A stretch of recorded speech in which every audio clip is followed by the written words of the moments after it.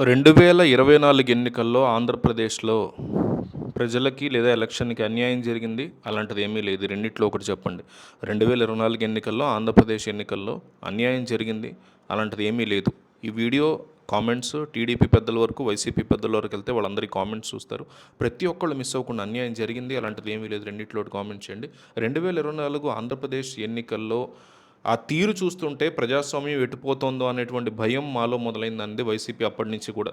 ఎన్నికల నిర్వహణలో election commission వ్యవహరించేటువంటి తీరు మీద ఇప్పటికీ కూడా రాష్ట్ర వ్యాప్తంగా రకరకాల విమర్శలు గుప్పిస్తూనే ఉంది వైసీపీ పార్టీ.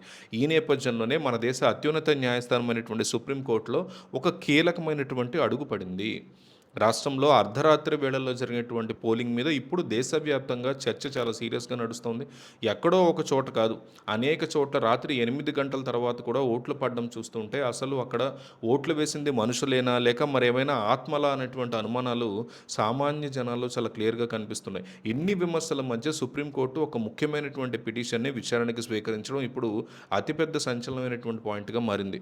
రాష్ట్రంలో జరిగినటువంటి పోలింగ్ సరళిని గమనిస్తే చాలా విచిత్రమైనటువంటి విషయాలు ఒకసారిగా వెలుగులోకి వస్తున్నాయి. గంటల తరబడి క్యూ లైన్లో నిలబడి ఓటు వేయడం ఒక ఎత్తైతే, రాత్రిపూట ఎవరో లేనటువంటి సమయంలో నిమిషానికి 3-4 ఓట్లు పడిపోయాయనే ఆరోపణలు చాలా విడ్డూరంగా ఉన్నాయంటుంది వైసీపీ. మనుషుల వల్ల సాధ్యం కాని రీతిలో ఇంత వేగంగా ఓట్లు ఎలా పడ్డాయో ఎవరికీ అర్థం కావట్లేదంటుంది వైసీపీ. గోస్ట్ ఓటర్లు అంటే మరెవరో కాదు, అసలు అక్కడ లేని వాళ్ళు ఒకరి పేరు మీద ఇంకొకరు వచ్చి దొంగ ఓట్లు గుద్దేశారా, అందుకే ఈ పరిస్థితి వచ్చిందా అని కూడా ప్రశ్నిస్తోంది వైసీపీ పార్టీ. సో ఒకే వ్యక్తి 2-3 చోట్ల ఓట్లు వేయడం, లేదంటే వేరే వాళ్ళ ఓటుని ఎవరో ఒకళ్ళు వేసేయడం అనేటువంటి అక్రమాలు చాలా చోట్ల జరిగాయనేటువంటి ఆధారాలు కూడా చూపిస్తున్న పరిస్థితి ఉంది. ఇలాంటి దొంగ ఓట్ల వల్ల అసలైనటువంటి ఓటర్ల యొక్క తీర్పు పక్కదారి పడుతుందనేటువంటి ఆందోళన కూడా అందరిలో చాలా క్లియర్ కట్గా కనిపిస్తుంది. ఈ గందరగోళానికి చరమగీతం పాడాలి అంటే ఎన్నికల ప్రక్రియలో కీలకమైనటువంటి మార్పులు రావాలి అని సుప్రీంకోర్టులో వాదనలు వినిపించబోతోంది వైసీపీ పార్టీ. ముఖ్యంగా బయోమెట్రిక్ విధానంలో కనుక అన్నీ పెడితే ఇలాంటి దొంగ ఓట్లని అరికట్టవచ్చు అని కూడా సూచిస్తున్నారు.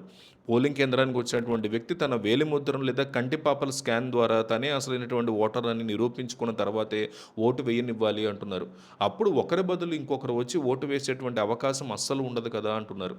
ఈ పద్ధతిని అమలు చేయడం వల్ల ఎన్నికల్లో పారదర్శకత పెరుగుతుంది అనేటువంటి భావన కూడా ఉంది. ఈ ఆలోచన చాలా బాగుందని అభిప్రాయపడినటువంటి సుప్రీంకోర్టు దీని మీద కేంద్ర ప్రభుత్వానికి అలాగే ఎన్నికల కమిషన్ కూడా నోటీసులను జారీ చేసినట్టు తెలుస్తోంది.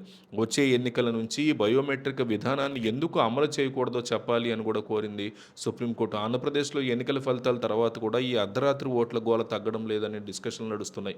వివిప్యాట్ స్లిప్పులు లెక్కించాలంటే 10 రోజులు పడుతుందని చెప్పడం వెనక ఉన్నటువంటి మతలబు ఏంటో కూడా ఎవరికి అంతు చిక్కనటువంటి పరిస్థితిగా నడుస్తుంది. టెక్నాలజీ ఇంతగా పెరిగినటువంటి కాలంలో కూడా ఒక్కొక్క ఓటుని లెక్కించడానికి ఇన్ని గంటలు ఎందుకు పడుతోంది అని వైసీపీ ఎప్పటి నుంచో ప్రశ్నిస్తోంది.